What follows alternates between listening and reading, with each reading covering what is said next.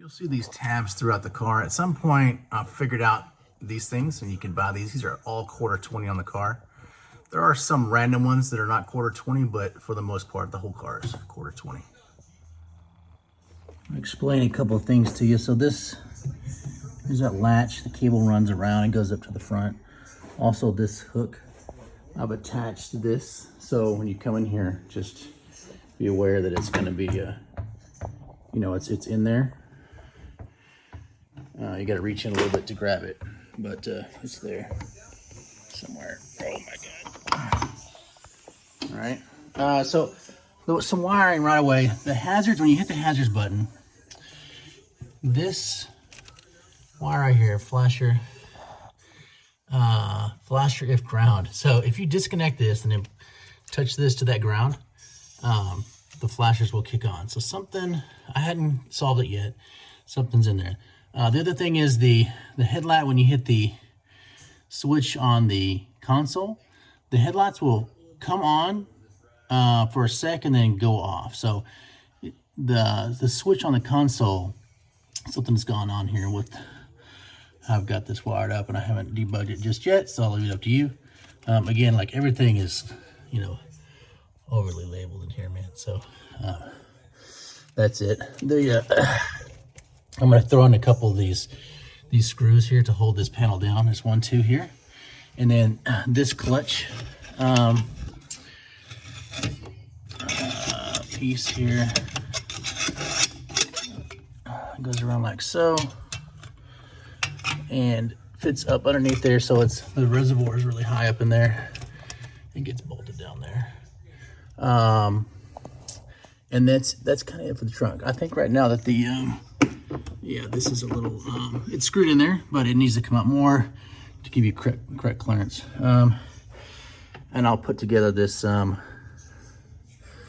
this engine stuff here. Oh, this is, I think, for the, a little, you may not use it, but it's for the water tank that's in there, that's plumbed. There is a trunk light in here, wire. Shit, I can't remember where it is, but it's in there somewhere. That's it for the trunk area. All right, the mirrors, you've got the 3-wire system for the mirrors to work. I've got the little boots that go on here, and then the whole thing kind of goes together. And the wires are just back behind this plate. So on this back lid, there's 2 pins here, and they're like push pins that just slide into 2 slots that have rubber bushes in there to hold it in place. And then there's 2 bolts that hold that on. Open this dick lid up, get your prop rod ready with your microfiber up here. Some things I want to show you in here were the radiators are controlled by this temperature regulator. I've got plumbed in there. I built this whole little bracket for it to kind of house it so it doesn't get damaged at all, because it's a little coil wire, Anyways, the last time I ran it, it kicked on just when it needed to. You get a radiator bleeder valve here, and then another one over there.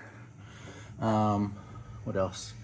I'll put all this into a little loom for you. So this battery disconnect switch, I'm gonna tether a zip tie to it, so it just hangs right here on here, so you can easily do it.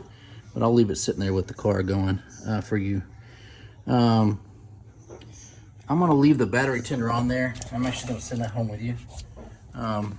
It's for that Ultima battery, set up for the AMG, so that's gonna come. You got 2 bolts here and on the other side, and then there's 2 bolts here and here underneath there. And inside of there, you got, just to give you an idea, if you need to deal with this transmission, there's 2 bolts there that is attached to that beam that's right here, and it will let it go so you can push it out about 1 inch. You got your battery quick connector there for charging, or the battery goes dead or whatever. You got the air compressor back here. I did install a pressure regulator on there, so if it gets to a certain point, okay, there's that pressure regulator valve that's on the end of that tank. Let's see, the deck lid, those big long wires, those are actually OEM wires, and they're so long, man. It goes like all along there, kind of comes back around, and it attaches where it's supposed to on there. You got this, this is kind of built off of pressure. So when this cinches down, this thing will slide in and out, and the things won't function, so keep that in mind. You get the ground and all that stuff set up for that fuel filler, so it all works correctly. Your expansion tank hoses there. I believe that's the return one. And there's actually a charcoal canister on here.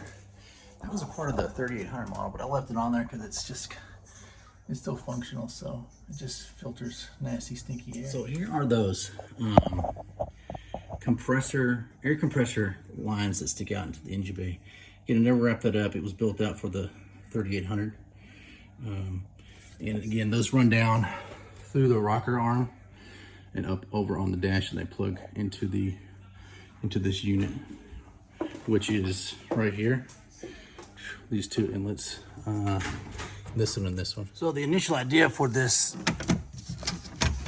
little cup holder thing was to put a magnet in here. I never got around to it, so that's the idea behind that. This needs a little magnet as well installed, so it will snap down to where it goes. And then this shifter gate does screw down to that whole transmission bracket itself, so you have all the pieces there for that. And I've already shaved all this stuff down, so it fits nice, but it probably needs a resurface and a redo, but the gate's nice. Here's those keys I mentioned.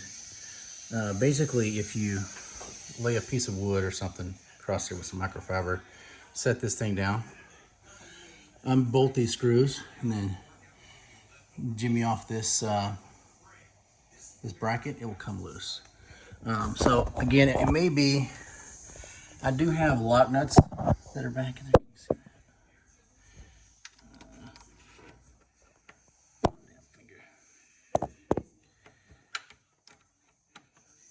There's lock nuts back in there somewhere. Yeah, right there, there's a lock nut, right? So because it's a lock nut, it may need to come out or in more. Can't remember which one it is. It's your third brake light connector that goes, pipes through there. Here's the mechanism for the latch, spring loaded. Basically just hit it and it will pop it open. You got the OEM style. I just handmade all this stuff to make it look like the original one. Here's that battery OEM disconnect switch. Grounds to the chassis, and then goes down to the battery down there.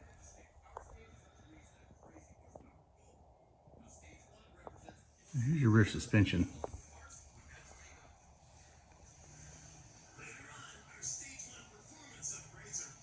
Everything in here is like set with carter pins, whatever.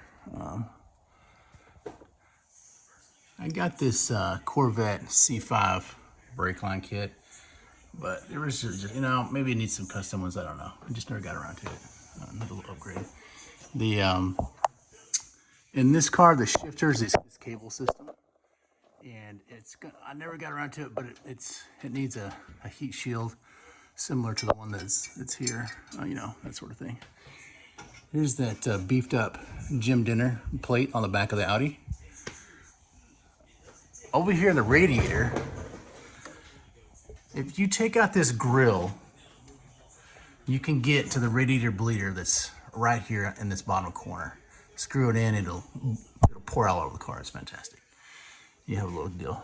I even sculpted in these lines. That's insane. There's a couple little surface rust here and there, and some spray paint and some motivated sandpaper can't take care of.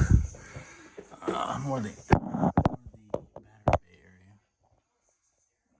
You got your rear power panel back here, where all the power comes out of here, including the power that goes to the radiators.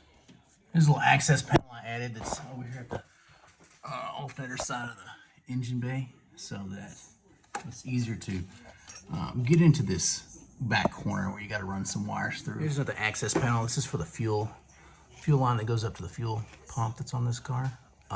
It is the old school on this motor, of course, but it does function. On the gas tank, there's a overflow valve that comes down right here. It needs to be, oh, I did attach it there, so it just hangs down. Probably hangs down a little too low, it just needs to be cut. So I do have these panels that I made. There's 1, 2, and then the one on the other side. Again, just some scratch stuff needs to be re-hit with some paint. This is the water tank for the windshield wipers. Ducting for the air intake on the front, or the air pass through for the ducting if you ever get around building that. This is all, yeah, that's all bolted in there, but again, it needs to be adjusted, and little adjustments there for the carbon fiber eyebrows to be glued on there. This is a 2.1 ratio power steering rack. I've plugged the holes on it. When I had the 3800 motor in here, it was working as expected, but because the old motor it's so much bigger, it just didn't allow for the power steering pump hoses to come through. But it used to work, and it was awesome. Fluid filler out front here, OEM latch that attaches to the OEM handle. There's that hand sculpted under trunk. It's all carbon fiber done in there. Those hinges are made. They're very similar to the OEM ones. I actually bought the OEM ones in there in a box somewhere, and then I had to make the other back ends of it. This gap that's up here in this door, there's a big OEM rubber seal that goes there, and it sets, you know, about 1/4 of an inch there and touches the glass frame. Rocker arms. All right, so there is a screw here that's just behind here. There is, again, this is a split piece, and it's put on by these little black screws in here. So on the other side, you've got, you know, it attaches with these black screws all the way down, and on both sides. When this rocker panel comes off, it needs to be undone. It'll swing outwards and then pull out like this, because it fits underneath that front fender. So this cap here, you get a couple screws along here. You want to get it in here like so, and then poke this to that hole, and then attach it, and then it literally will just sit up underneath these tube tabs here. Just